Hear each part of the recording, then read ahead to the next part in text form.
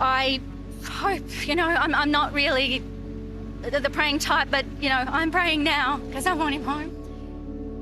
Lost in the wilderness in near freezing conditions, no warm clothes, no food or water, no ability for the non-verbal teenager to cry out for help. The time on the mountain went incredibly slowly. That first night of excruciatingly slow time, and I just kept looking at the sky and my watch and saying, when is first light? When is it coming? I was just thinking all sorts of horrible things. I'd even sort of said, could somebody have kidnapped him? Fairly remote and unlikely, but it was certainly on my mind, that sort of just complete disappearance and no sightings at all. Did you ever fear the worst? Yes. That's when I started to pray. At what point? With the dusk, with the second night, I just really didn't think he would get through a second night. And I begged the park's people to find him. I thought, of all people, probably the people who knew the park the best would be the ones. And it turns out it was indeed someone who knew the park well, a marvellous individual. How much time do you think you had up your sleeve? I think that another night would have potentially been, really problematic. Will, who'd never been outside on his own before, couldn't have been more vulnerable. And yet, there was hope. I had people around me reminding me of his strengths. He is constantly on the move, remember, he's very fit. He's used to being out in the cold. He likes being outside all the time, regardless of the temperature. It's almost as though he can't feel it. Of course he does, but I knew he would be able to find water, a way to drink, because he, unlike neurotypical children, he will just drink from a puddle, not seeing anything wrong with that. In the wilderness, that's perfectly fine, and that's probably what got him through. I'm really interested in his sensitivities. You really caught my attention when I heard you say he loves that deep pressure thing. My son's exactly the same. We used to have to put him on the floor and bury him in cushions, and then he'd want us to lie on top of him. And you feel like you're about to suffocate the kid, but he just loves it. So he was a similar sort of thing. Absolutely. How old is your son? My son's 13. Oh, okay, very similar age. Yeah, exactly. Wow. So this is why that and the Thomas, and I was a mess. But do you think it's true he, in a way, had unique gifts for the situation?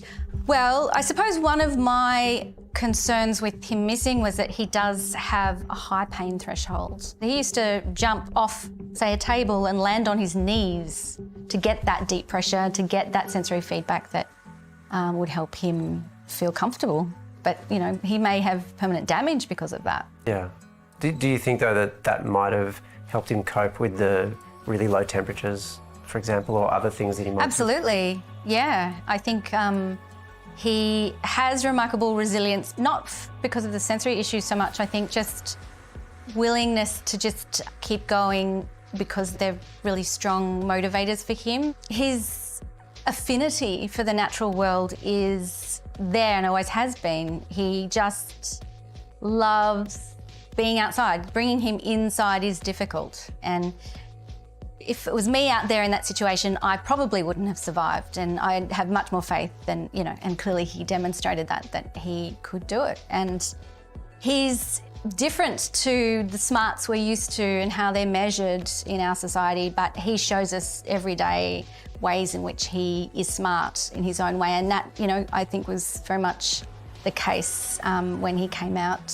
The search was one of the biggest in Victoria's history. We're throwing everything at our search again today. More than 450 police, emergency services and volunteers, many from the autism community. Were you surprised at the level of engagement and involvement from people? Yes, very much so, because my experience with the general public and autism hasn't always been terrific, and maybe this is one reason why I'm here doing this interview with you, is to say that, please don't judge us. We are working as hard as we can. I am immensely moved because it means there are people in the community who do care and who want to make a difference, and his life was at stake, and here they are, all these people wanting to protect his life.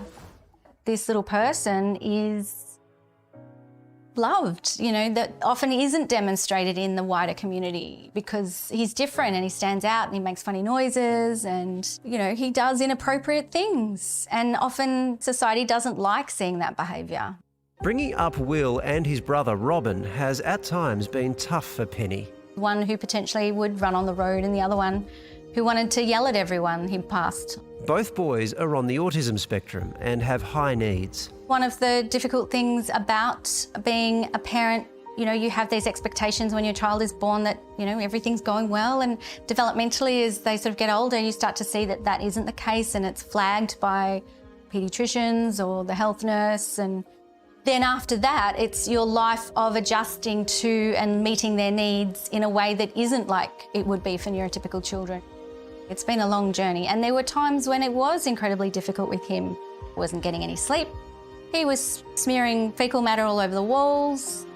It's a very isolating experience. I can't just go and visit friends with him. And that's what I'm saying, that sort of massive contrast between that turnout for Will on the mountain and me being isolated at home, you know, 10 years ago or 9 years ago when he was doing all those really challenging behaviours. You know, is he going to be like this forever? Not to downplay anything that happened on the mountain, but it's kind of easier to mobilise for an acute crisis like that than the day-to-day. Oh, definitely. Now that crisis is over, Will is slowly healing, physically and emotionally. Do you get a sense of how he coped with it? He has been affected by it, definitely, yeah. He's very happy to be home and he's quite clingy with me. He often is that way when he has been distressed. He'll just grab my hand and just want me close, and then he won't, and I'll sort of hover and follow him around and I'm just, what is it, Will, what do you want? And it'll just, yeah. So he's a little bit like that at the moment.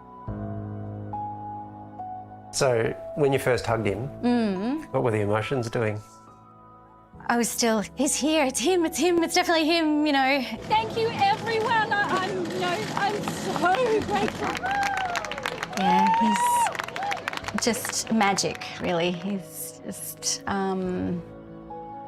he sings, even though he can't, and he doesn't sing with words as such, but he'll make his happy noises and just, yeah, and he's been doing a little bit of that, so that's nice to see.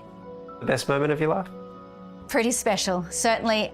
You know, it's any time I get those feelings of, oh, can I, you know, as an autistic mum, can I keep doing this?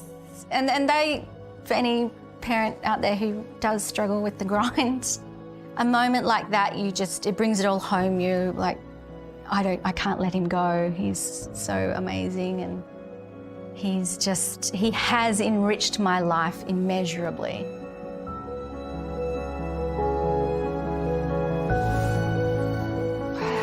It's an amazing insight, not just into the rescue and all that, but this life.